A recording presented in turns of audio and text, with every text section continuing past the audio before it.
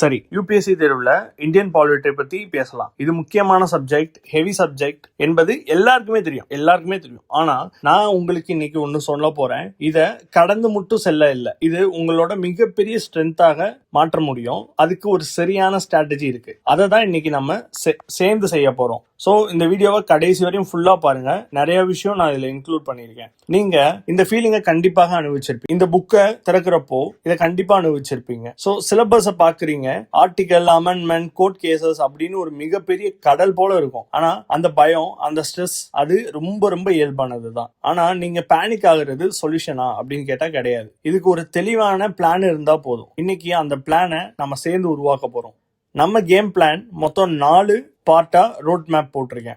இது வந்து ஃபவுண்டேஷன், ரெண்டாவது வந்து ப்ரிலிம்ஸ் அண்ட் மெயின் ஸ்ட்ராட்டஜி, மூணாவது வந்து தியரிய எப்படி ரியல் வேர்ல்டுக்கு கனெக்ட் செய்வது அப்படின்றது, நாலாவது வந்து படித்ததை எப்படி மறக்காமல் வைத்துக் கொள்ளும் ரகசியம். இந்த நாலாவது வந்து ரொம்ப ரொம்ப முக்கியம் அண்ட் எல்லாருக்கும் தேவையும் கூட. ஸோ கடைசி வரையும் இந்த வீடியோவை ஸ்கிப் பண்ணாம கடைசி வரையும் பாருங்க. இப்போ பார்ட் 1 பத்தி பார்க்கலாம். Ground walk. ஸோ கிரவுண்ட் வாக்னா என்னது? ரொம்ப உறுதியான அடித்தளம். இதுதான் எல்லாத்துக்கும் அடிப்படை. இதை சரியாக புடிச்சிட்டோம் அப்படின்னா பிறகு எல்லாமே ஈஸி தான். பிரின்சிபல் 1 என்ன அப்படின்னா, 1 புக் ரூல் ரொம்ப ரொம்ப முக்கியம்.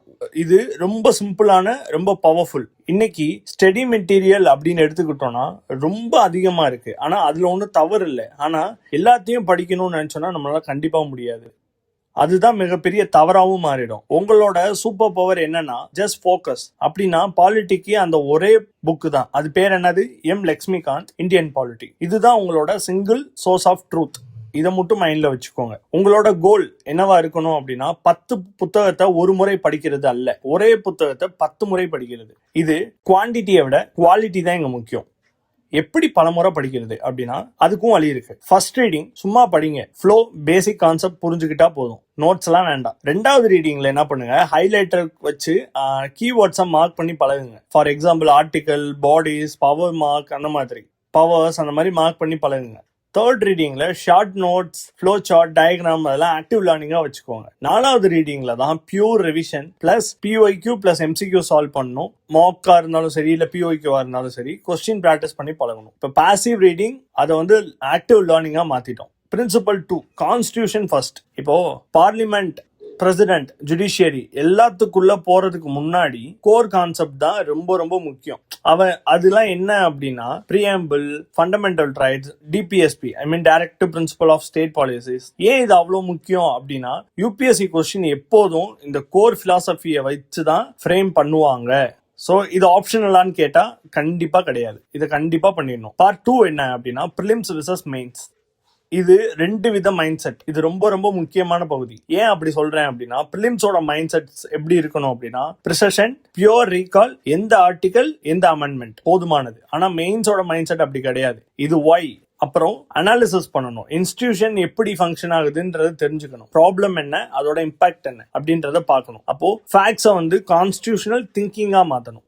பிரிலிம்ஸுக்கு பவர்ஃபுல் டெக்னிக் என்ன அப்படின்னா ஆர்டிகல் மேப்பிங். ஒவ்வொரு மேஜர் டாபிக்கும் எந்த ஆர்டிகல் பிளாக், எந்த ரேஞ்ச் அப்படின்றது தெரியணும். உதாரணமா சொல்லணும்னா இப்ப பிரசிடென்ட் அப்படின்னு எடுத்துக்கிட்டீங்கன்னா ஆர்டிகல் 52ல இருந்து 62 வரையும் இருக்கும் அப்படின்றது உங்களுக்கு தெரியணும். அப்பதான் எக்ஸாம் ஹால்ல அந்த பேசிக் கிளாரிட்டி இருந்தா ட்ராப் கொஸ்டின்ல இருந்து தப்பிக்க முடியும். பார்ட் 3 என்ன அப்படின்னா நாலேஜை வந்து ஆக்ஷனா மாத்துறது. அதான் நான் முன்னாடியே சொல்லியிருந்தேன் இல்லையா, தியரி பிளஸ் கரண்ட் அஃபேர். பாலிட்டியை தனியாக படிக்கிறது ரொம்ப ரொம்ப தப்பு, ரொம்ப தப்பு. கான்ஸ்டிடியூஷன் ஒரு டெட் புக் இல்ல, அது லிவிங் டாக்குமெண்ட். ஸ்டில் அது உயிரோட தான் இருக்கு. அப்போ எப்படி அதை கரெக்ட் பண்ணுவது, எப்படி அதை கனெக்ட் பண்ணிக்கிறது அப்படின்னு பார்த்தோம்னா ஒரு டாபிக் படிச்ச உடனே இப்ப recent cases, current issues search பண்ணுங்க. இப்ப கவர்னர் பற்றி படிக்கிறீங்க அப்படின்னா சென்டர் ஸ்டேட் ரிலேஷனை லிங்க் பண்ணி நியூஸ் இருக்கா அப்படின்றத பாருங்க. இருந்துச்சுன்னா அதை எங்கேயாவது எழுதி நோட் மேக்கிங்ல. இதுதான் highest scoring area. So answer writing formula அப்படின்னு எடுத்துக்கிறீங்க. இப்போ பிரிலிம்ஸ் முடிஞ்சிருச்சு, இப்போ மெயின்ஸுக்கு எடுத்துக்கிறப்போ ஆன்சர் ரைட்டிங் ஃபார்முலா அப்படின்னு எடுக்கிறீங்கன்னா இன்ட்ரோடக்ஷன், ரிலவெண்ட் ஆர்டிகலை கண்டிப்பா மென்ஷன் பண்றது ரொம்ப ரொம்ப முக்கியம். Recent cases and recent event ஏதாவது இருந்துச்சுனாலும் எழுதுனீங்கன்னா அது ரொம்ப ஹைலைட் பண்ணி கொடுக்கும். பாடி பத்தி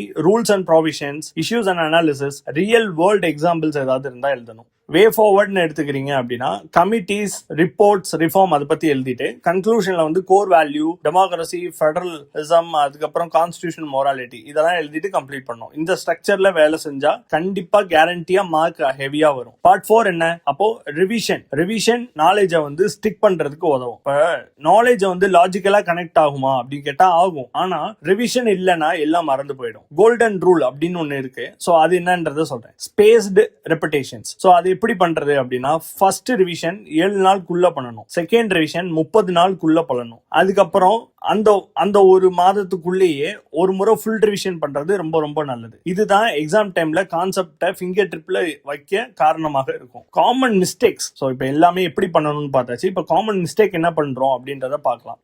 அதிகமான சோர்சஸ் வந்து நம்ம எடுத்துப்போம். கரண்ட் அஃபேர்ஸை வந்து கனெக்ட் பண்ணாம படிப்போம். ஆர்டிக்கல்ல ஷால், மே வேர்டிங்க இக்னோர் பண்ணுவது, அந்த மாதிரியான வேர்ட்ஸ் வச்சுட்டோம்னா என்ன பண்ணோன்னே தெரியாம மக்கப் பண்ற மாதிரி போயிடும். ஸோ அந்த மாதிரி பண்ணாதீங்க. இது கண்டிப்பா சொல்றேன், இது லேர்னிங் இல்ல, இது மெமரைசேஷன். யூபிஎஸ்சிக்கு இது வேலை செய்யாது. இப்போ 30 நாள் சிம்பிள் ஆக்ஷன் பிளான் சொல்றேன். டே 1 to 10 குள்ள கான்ஸ்டிடியூஷன் பேசிக்ஸ் முடிங்க. Preamble, fundamental rights, DPSP complete பண்ணுங்க. டே 11ல இருந்து டே 20 குள்ள பார்லிமெண்ட், பிரசிடென்ட், ஜுடிஷியரி கம்ப்ளீட் பண்ணுங்க.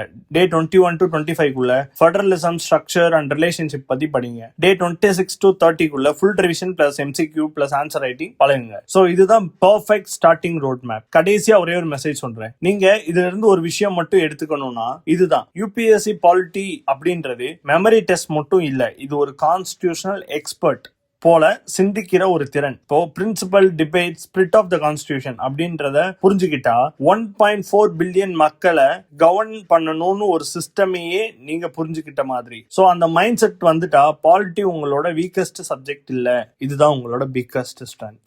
ஜெய் ஹிந்த்.